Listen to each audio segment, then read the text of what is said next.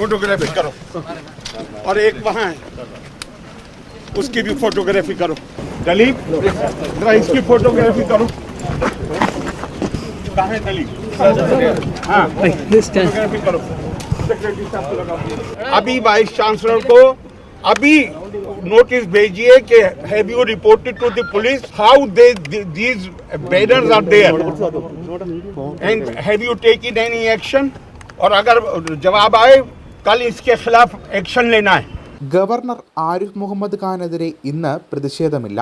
ഇന്ന് പ്രതിഷേധം പാടില്ല എന്ന് SFI സംസ്ഥാന സെക്രട്ടറി PM ആർഷോ പ്രവർത്തകർക്ക് നിർദ്ദേശം നൽകി. ഗവർണർ ഇന്ന് സ്വകാര്യ പരിപാടിയിൽ പങ്കെടുക്കുന്നത് കണക്കിലെടുത്താണ് പ്രതിഷേധത്തിൽ നിന്നും പിന്മാറിയത്. ഇതോടെ പ്രശ്നങ്ങളില്ലാതെ ഗവർണർ വിവാഹ ചടങ്ങിനെത്തി. നാളെ കാലിക്കറ്റ് സർവകലാശാലയിൽ ഗവർണർക്കെതിരെ പ്രതിഷേധിക്കുമെന്ന് SFI അറിയിച്ചിട്ടുണ്ട്. ഗവർണർ ഇന്ന് കോഴിക്കോട് വിവാഹ ചടങ്ങിലാണ് പങ്കെടുക്കുന്നത്. സാദിഖ് അലി ശിഹാബ് തങ്ങളുടെ മകൻ്റെ വിവാഹ ചടങ്ങിലാണ് ഗവർണർ പങ്കെടുക്കുന്നത്. അതിനുശേഷം മടങ്ങി ഗസ്റ്റ് ഹൗസിലെത്തും. ഈ വഴികളിലൊന്നും പ്രതിഷേധമുണ്ടാകില്ല. ഗവർണർക്ക് കാലിക്കറ്റ് സർവകലാശാലയിൽ കനത്ത സുരക്ഷയാണ് ഒരുക്കിയിട്ടുള്ളത്. സർവകലാശാല ഗസ്റ്റ് ഹൗസിലാണ് ഗവർണർ താമസിക്കുന്നത്. നാളെ ഉച്ചയ്ക്ക് ശേഷം 4-ന് സനാതന ധർമ്മ ചെയറും ഭാരതീയ വിചാര കേന്ദ്രവും ചേർന്ന് സംഘടിപ്പിക്കുന്ന സെമിനാറിൽ പങ്കെടുക്കും.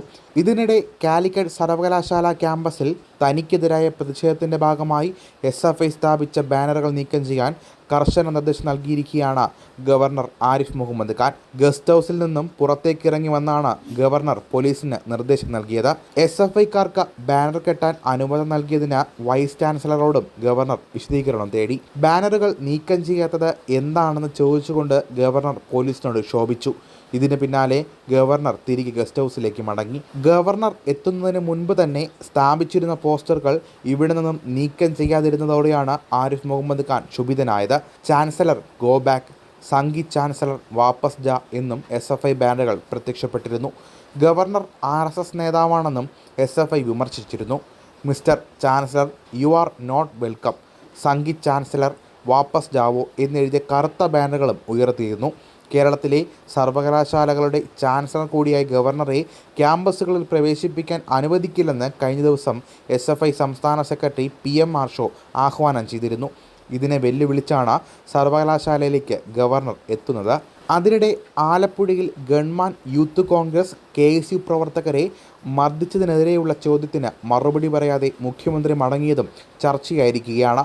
നവകേരള സദസ്സിനിടെ വാർത്താ സമ്മേളനത്തിൽ ഗവർണർക്കെതിരെ രൂക്ഷ വിമർശനം നടത്തിക്കൊണ്ടിരിക്കുന്നതിനിടെയാണ് ഗൺമാൻ്റെ അതിക്രമം മാധ്യമപ്രവർത്തകർ ചൂണ്ടിക്കാട്ടിയത്.